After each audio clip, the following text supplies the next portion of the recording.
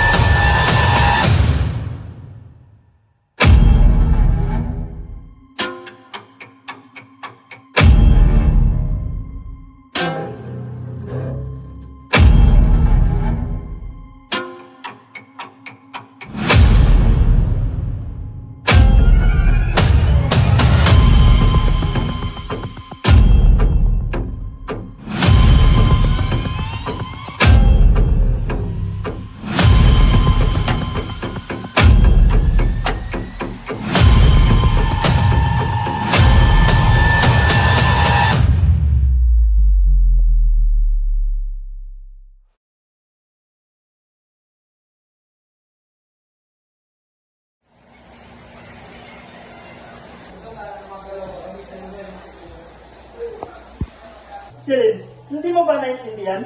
Delikado si Iris hanggat nandyan pa si Kyle.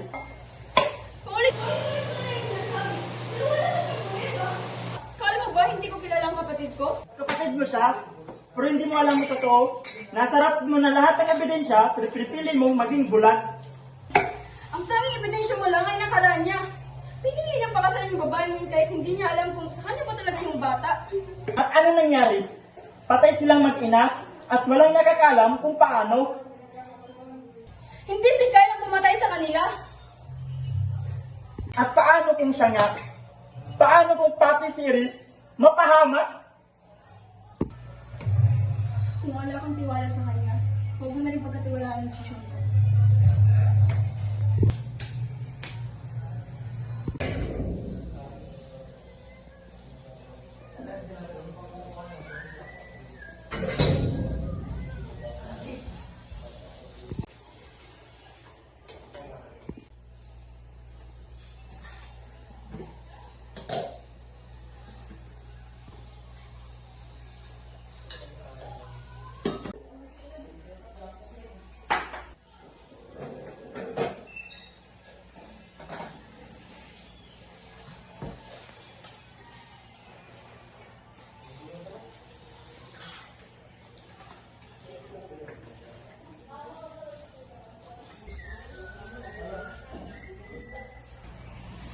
Happy birthday, Anna!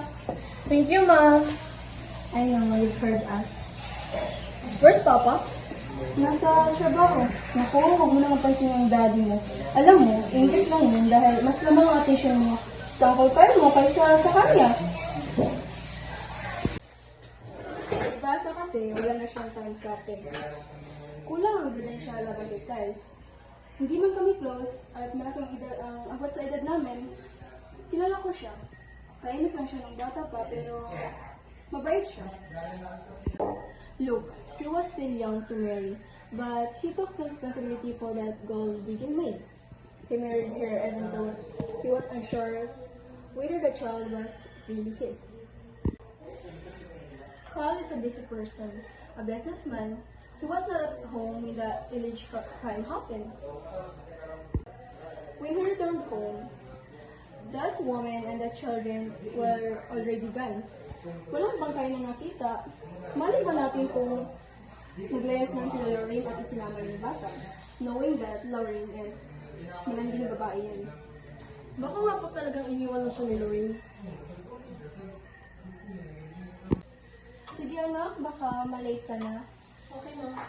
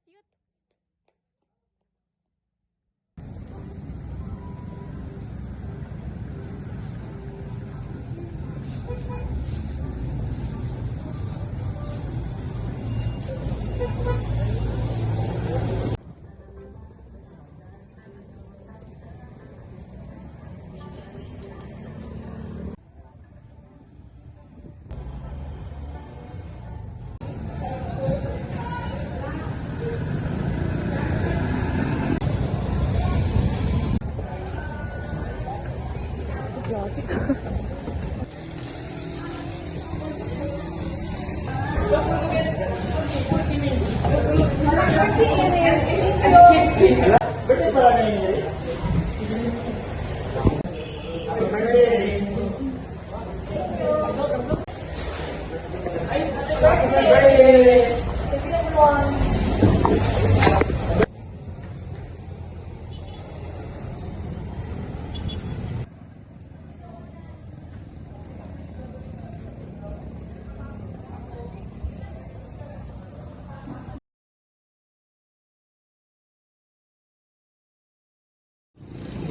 Good morning, everyone.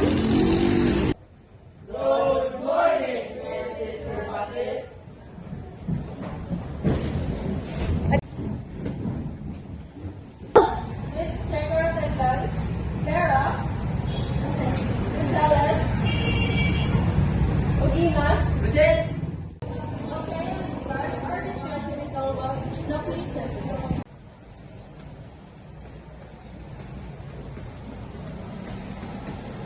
So, knuckly sentences is just... Okay, first time.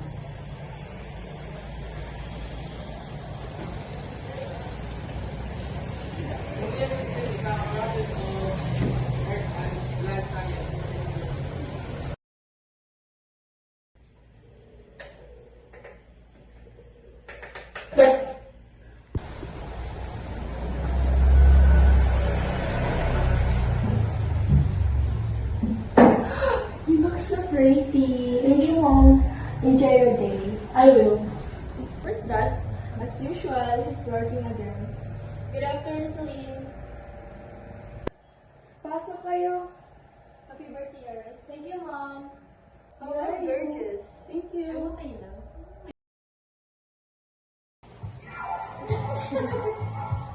Talaga ba?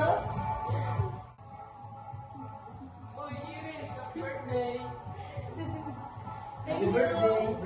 Take a seat.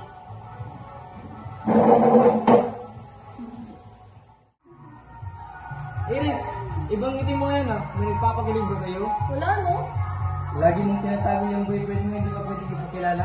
Tama. Baka naman hindi totoo yung imagination nila. Secret lang to, basta. Kain na muna tayo.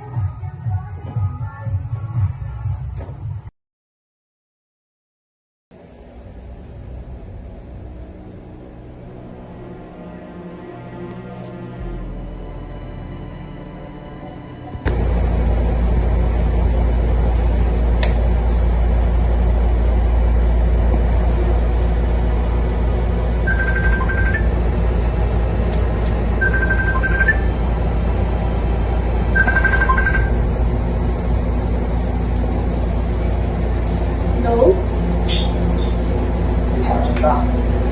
Let's leave it now.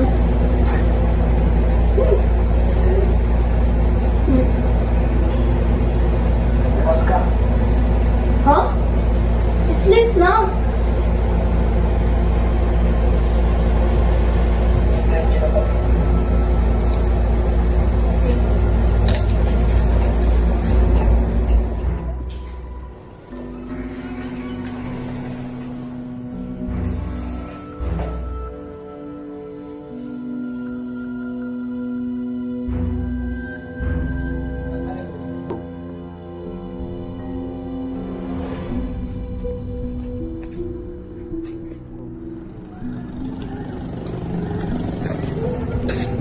Birthday love. Thank you. Tara na.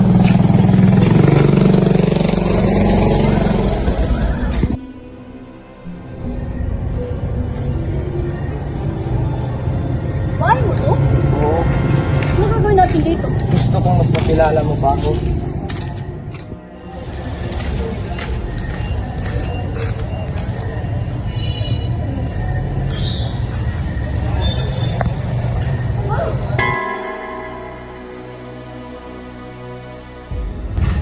Sige, pumasok ka na.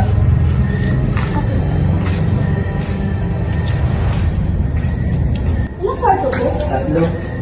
Sige, pasok ka muna. Bibili ako ng pagkain. Walang internet dito.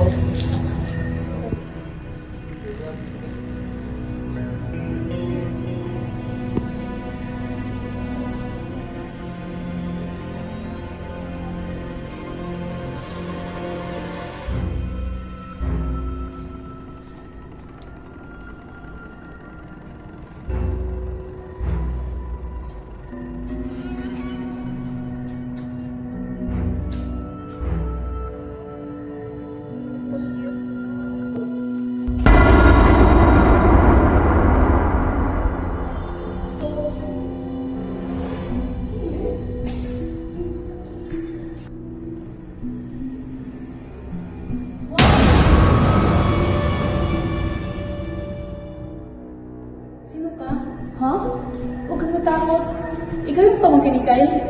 Sino ko kayo? Ako yung talabuhan talaga sa mansyon. Gano'n po ba? May bago ko kasi pumasok dito sa loob. Baka mapano po siya. Mabayaan mo siya. Lalabas na niya ako nakatulog na yan. Anong pangalan mo? Eris po. Ako nga pala si Marie. Pwede mo rin ako tawagin Ate Marie. Ang asin niya si Aling Rosa, nakapagpapit sa mansyon. Ngunit, nang dahil nagkasakit, tawag ako sa kanya. Sa totoo nga, sobrang bait ni Kelly. Kasi, papaalala niya sana ako. Ngunit, ako ay nabugis kay Kelly. Kung hindi ako kawaman niya, makanin siya, di ba? Oo, pero, Silvera po siya. Oo nga pala, nakapakasawa siya ng attorney. Si Attorney Rivera.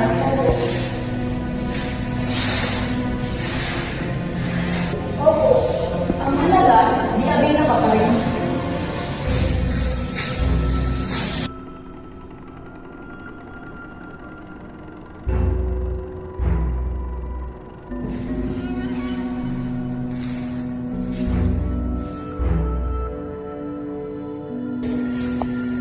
Tara iyo, pumunta tayo. Alam mo ba, Ina, noong unang panahon, ang pamilya ni Alda lang ang kanilang pinag-usapan. Ngunit, ang iyong lolo na sa Nano de Villa, pinakamayaman sa probinsya. Pero, isang araw, bigla lang siya nawala. At wala kong may alam kung siya pumunta. Buti na lamang, may trabahador at nagagawa kasi ang naiwan dito. Sina Celine at Kyle na naiwan din dito. Tapos, isang araw pumunta sila sa Manila ang mga kawaksi at trabahador. Ngunit, bigla rin itong nawala at hindi rin bumalik. Isang araw, nakapangasawa si Celine at nagsulo na rin si Kyle. Hindi na nagtagpang si Kyle na isang babae na ang parang si Victoria. Pagkatapos, minahan niya ito. Kahit nga ba na nagsulo alam naman natin, kahit makita ng babae, pero hindi na lang ito magmahal kaya minahan niya ito. Pinayas ko ito. Ano po nangyari sa Legyo? Saan po na po yung biglang nila? Iha, oo na kami ha. Marami pa kasama gawin eh. Maiwan na nila.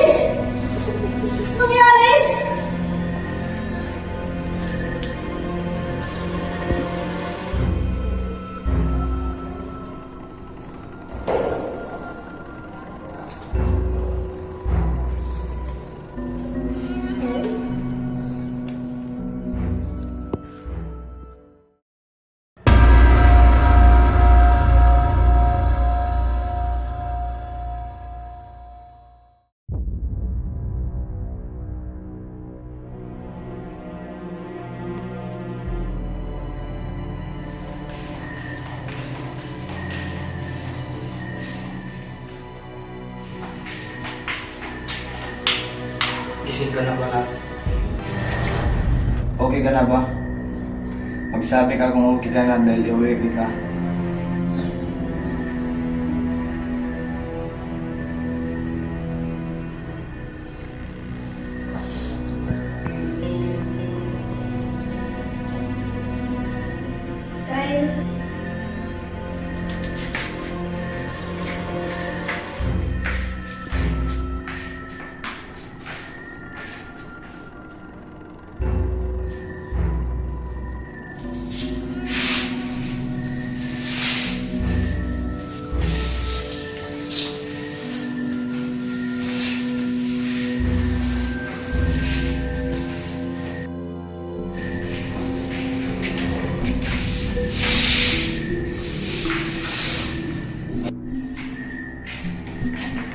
Asan siya?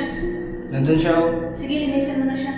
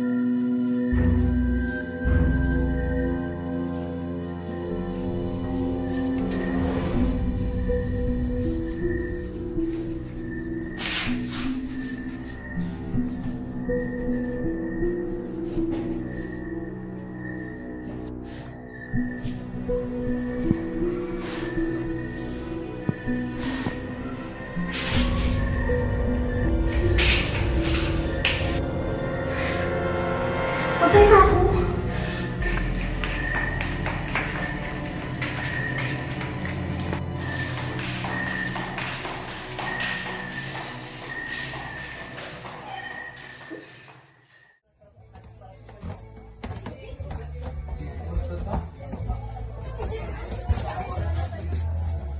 Luna, why did you just live without a word? Hindi ko alam ba. I'm sorry.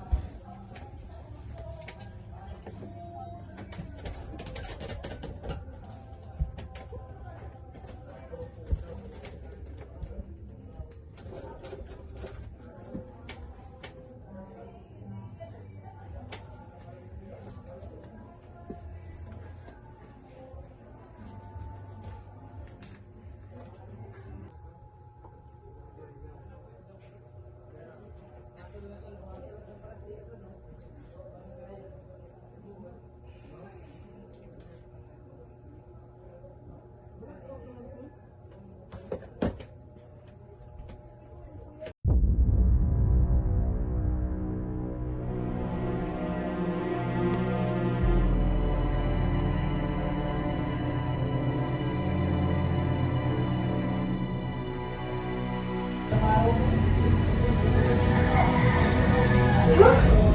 Hindi mo mabok to?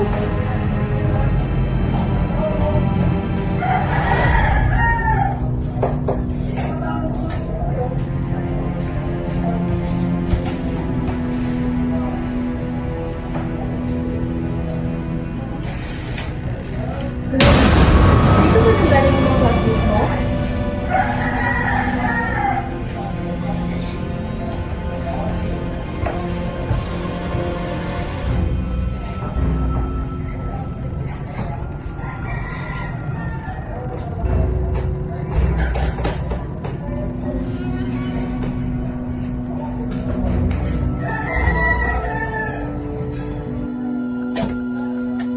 Ano?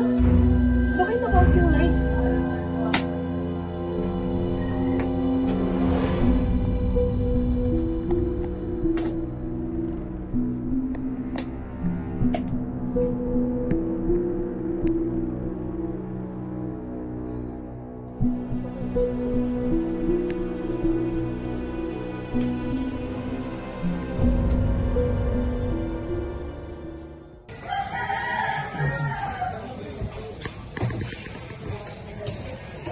Good morning, Luna.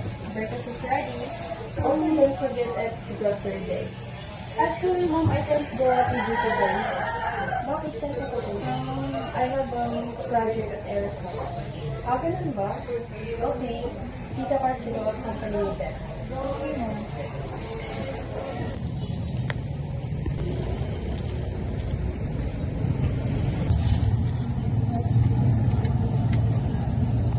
Bibili pa tayo ng ganito? Magkano kaya?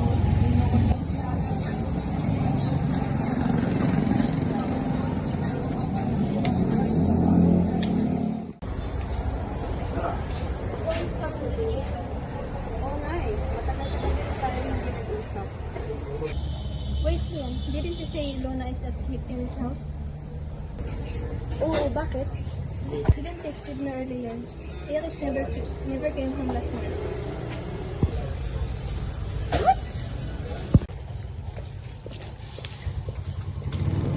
Luna? Luna! Luna! Luna! Parang walang tao ah.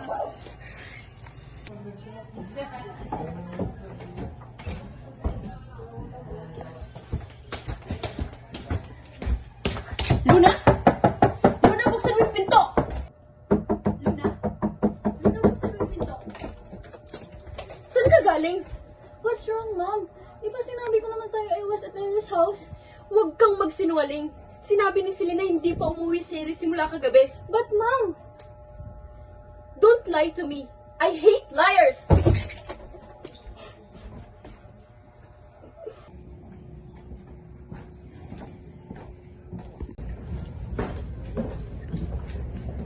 Carson, are you okay? Namumutla ka. Yeah, I already put your groceries near in your room. Salamat ha. Sorry nga pala sa abala. Carson, what's wrong? Nothing else.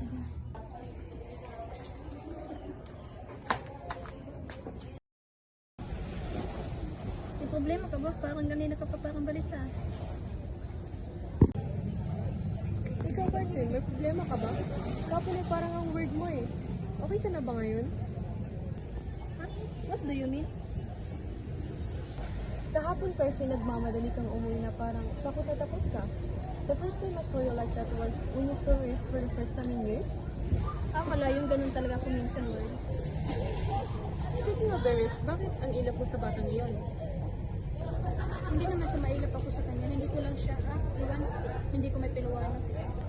Look, Carson, kung nababaita ka kay Celine, mabait din naman si Iris. May pagkasutin nga lang pero sweet naman yung batang iyon eh. Wala. Minsan namimili lang talaga ng batang magugustuhan ko. So nanggaling sa bibig mo na hindi mo gusto si Iris? Why are you interrogating me about her, ha? Samantalang kahapon ikaw pa nga yung nagsabi na baka masamang influensya si Iris kay Lona. At saka wag mong balik sa akin yung tanong. I am asking you, right? Bakit parang balisa ka kanina? Siguro inaway mo si Lona. Napansin ko man kanina parang palihim mo pagsulat sa anak mo. Alimos po. Anong ginagawa mo dyan? Umalis dito. Okay ka lang ba? Bakit parang takot na takot ka? Wala, nagulat na ako sa pulubi. Kahit ako nagulat din eh. Bigla nang pagsulpot nito sa harapan mo. Tulala ka kasi kaya hindi mo napansin. Ako? Tulala? Told you, wala kasi siya rin eh. Kanina ka pagbalisa.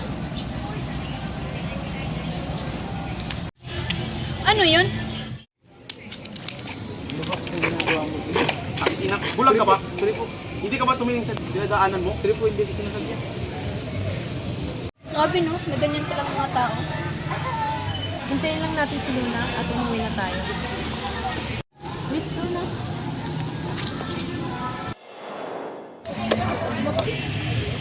Malimos po. Ano bang ginagawa mo dyan?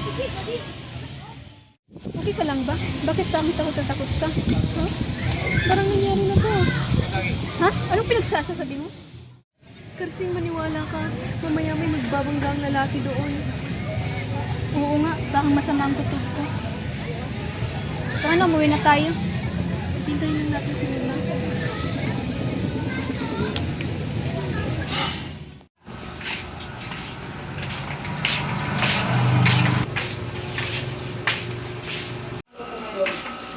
Upo ka muna, hanapin ko muna si Luis ko.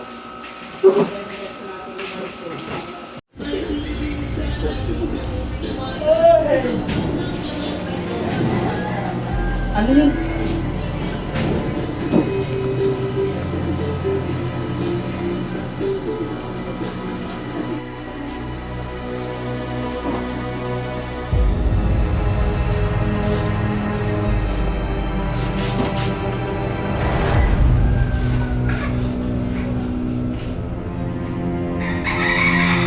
Kamag-anak ka ba ni Mang Isko?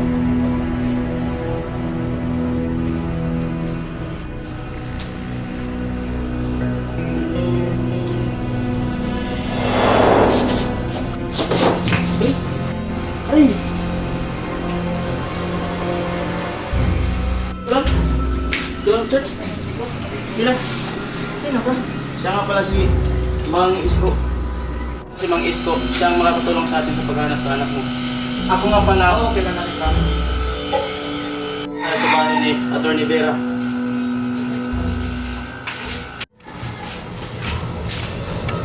May iba ka bang kasama dito? Oo, anak. Babae ba ang anak mo? Lalaki. Sino ang babae niyo? Si Iris.